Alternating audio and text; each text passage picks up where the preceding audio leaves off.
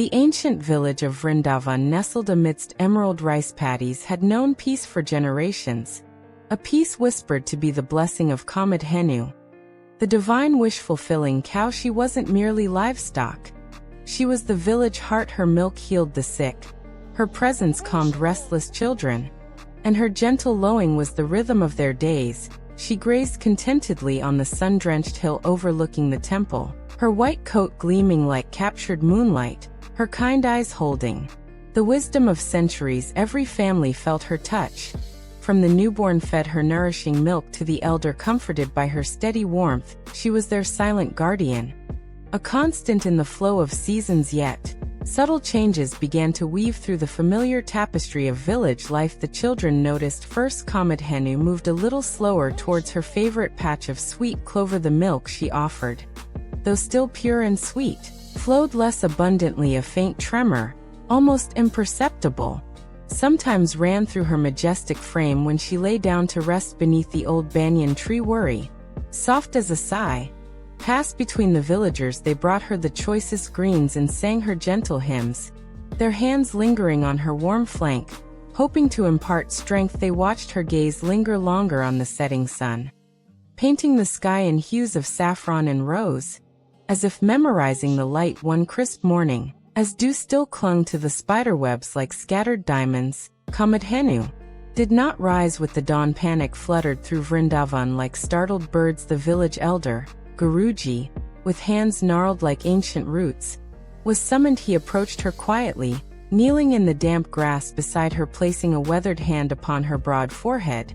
He closed his eyes, listening not just with his ears, but with his soul. A profound silence descended, heavy with unspoken understanding. When he opened his eyes, they shimmered with unshed tears. Her time draws near, he murmured, his voice thick with sorrow. The divine light within her prepares to return to the heavens. A collective gasp, then a wave of grief, washed over the gathered crowd. In the quiet nights that followed, under a canopy of watchful stars, Kamadhenu began a secret labor of love. When the village slept, bathed in the soft silver glow of the moon, she would gently rub her side against the rough bark of the ancient banyan tree. Slowly, painstakingly, tufts of her impossibly soft, pure white hair caught on the bark and drifted down like snowflakes. Night after night, she collected this fallen hair with tender nudges of her nose, gathering it into a growing pile hidden within the tree's enormous, sheltering roots. It was a slow,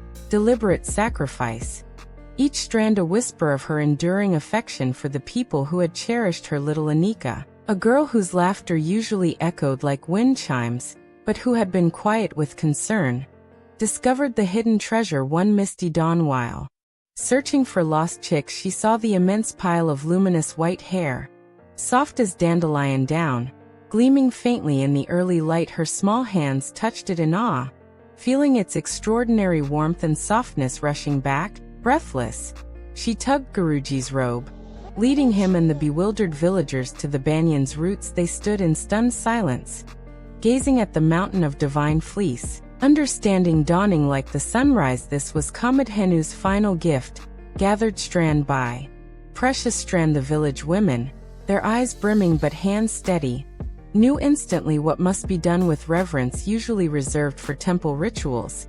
They gathered the sacred hair, their skilled fingers, guided by generations of tradition and overflowing love, began to spin the impossibly soft fibers into fine, glowing thread. Looms were set up in the village square, and under Guruji's gentle guidance, they wove through daylight, and by the flickering light of oil lamps, their shuttles clicking a soothing rhythm, they wove not just thread, but prayers, gratitude, and memories into every inch, creating a vast blanket of purest white, shimmering with a gentle, inner light. On Kamadhenu's final evening, as the sky blazed with the fiery farewell of the sun, the villagers gathered around her on the hill. They gently spread the enormous, radiant blanket over her resting form. The moment the divine will touched her, a profound warmth spread through her, and a sigh of deepest contentment escaped her. She looked at her people, her large, liquid eyes reflecting the love shining back at her from every face.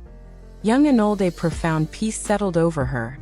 Deeper than any sleep, she closed her eyes, her breath becoming a soft, rhythmic whisper against the still air, her great heart slowing like a gentle, receding tide. Kamadhenu's physical form grew still beneath the blanket woven from her own love, but her essence did not vanish. The miraculous blanket endured past, down through generations on cold nights, during fierce monsoons, or when illness visited a home. The blanket was brought forth, wrapping it around a shivering child brought instant warmth and calm.